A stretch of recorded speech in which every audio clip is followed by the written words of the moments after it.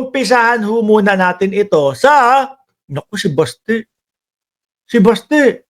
No, dito muna tayo kay Baste, mga bossing. Bakit to? Ano sabi ni Baste? Hindi daw hahabulin ni Pangulong Bongbong Marcos yung mga gumagawa ng kalokohan, lalong-lalo na doon sa flood control. Mayabang din talaga ito eh. No? Mayabang din ho talaga ito, mga kababayan. Pwede i-edit siya sa profile mo. Dito sa YTC's ABA, handle name ang i-edit. Ngayon, sabi po ni Baste Duterte, mga kababayan, na puro yabang, no?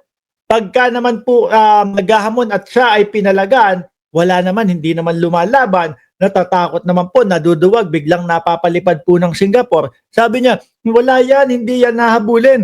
Yan na nga eh.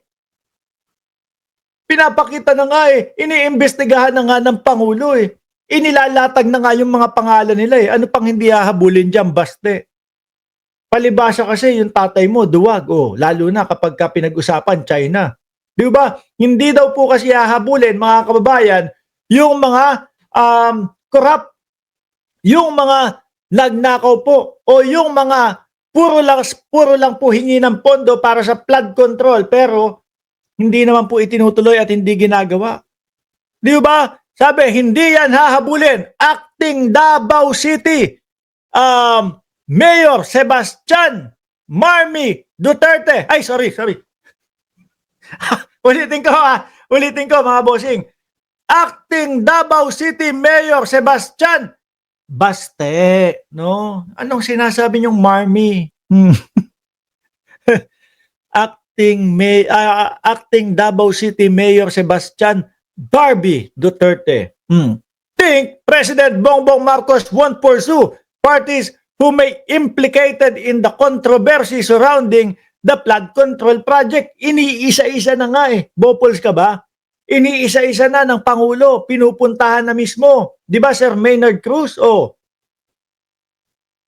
Anong pinagkakakana? Gusto na naman nilang pagmukain na wala, puro ganun lang ang Pangulo. Yung mga DDS, biruin mo ha, mga kababayan, iniisa-isa ng Pangulo, sinisiyasat kung sino yung mga may kinalaman doon, kung sino yung mga kontraktor, etc., hinahagilap kung sino yung mga magnanakaw.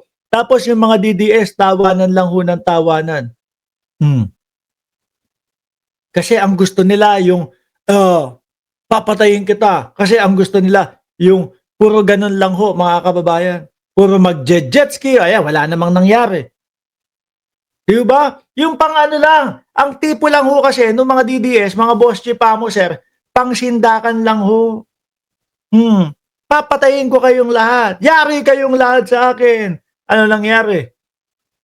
Doon nga sa laban kontra droga, papiso-piso lang ang nayayari ni Digong eh. Di ba? Wag puro yabang.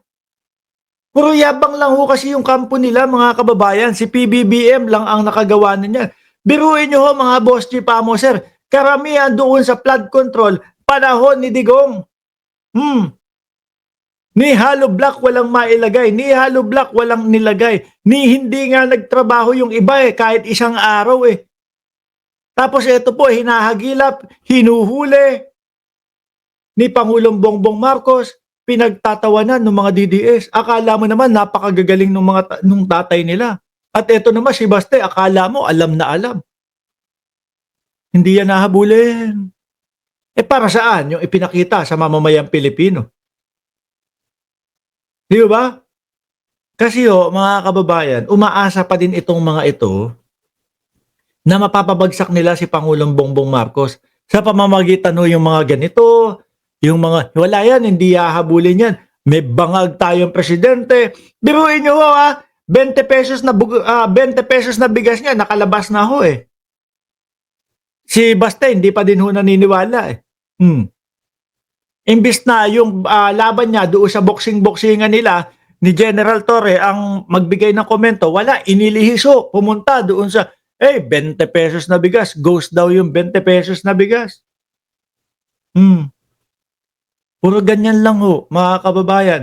Pero yung talagang itinatanong sa kanila, inaalam sa kanila, wala, hindi makasagot. Diba?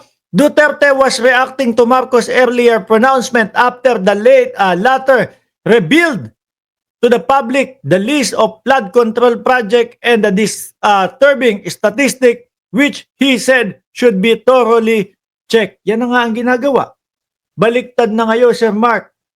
Yung nakapag-aral, mukhang hindi na nagsipag-aral. Parang pang palengke na lang. Parang palengke na lang ang Senado. Hindi, yung palang pong ginawa doon sa impeachment, mga kababayan. Talagang mukhang palengke na lang ho eh. Bakit to? No? Ang simple-simple nang nakasulat doon, ang dali-daling intindihin. Kahit tingnan mo pa sa diksyonaryo, easy-easy. Oh, sinunod ba ho nila? Hindi. No? May nagawa po ba ang mamamayang Pilipino? Wala. Kasi ang tingin nila sa mamamayang Pilipino, mamamayan lang kayo eh. Kami dito ang nasa puder eh. Kahit ba nakasulat yung forthwith na yan eh. Basta hindi namin pinansin yan, may magagawa ba kayo? May nagawa po ba tayo? Wala. Di ba ganyan yung ginawa ho nila mga kababayan? Ngayon ho, mga bossing, kasi yung mga nakikita natin sa Senado, sa Kongreso, panay matatanda na lang ho. Mga lumang mga politiko ho, mga bossing. Mga lumang politiko na lang ho, mga kababayan. Paulit-ulit na lang na sila. So ngayon po, si Senator Tito Soto may inirekomenda, mga kababayan. Merong gustong isulong si Senator Tito Soto, ibaba ang edad ng presidente to 35. Tapos ibaba natin ang edad ng mga senador daw ho, mga kababayan, 30. Hindi, sa totoo lang ho, mga boss chipamo, sir. Lalo na yung mga ganyang edad, fresh na fresh ho eh, no? Lalo na ho mga kababayan, yung mga, sinasabi niya, yung mga Gen Z, yung mga millennial. Tapos po si Mark Ramos, baka gusto nyo, tumakbo ko ng senador. Joke lang ho, mga kababayan, no? 41 na din ho tayo, mga boss chipamo, sir. Eh kung tumakbo ko, kung tatakbo ako, ang tagal ko na hong ginawa.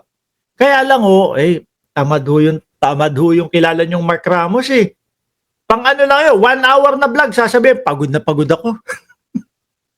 Isang oras nga lang, sabi ng mga Team MR, Busbad, yung ibang mga vlogger nga umaabot sila, 1.5 oras, 2 oras, 3 oras, naka-live, tapos ikaw 1 oras. Sasabihin mo sa amin, pagod na pagod ka na. Hindi ho, nakakapagod naman ho talaga mga kababayan. Tsaka ho yung sa atin kasi, yung estilo ng ating pagbablog, like example meron tayong 7 topic dyan. Yung 7 topic na ho na yun, mga bossing, less yung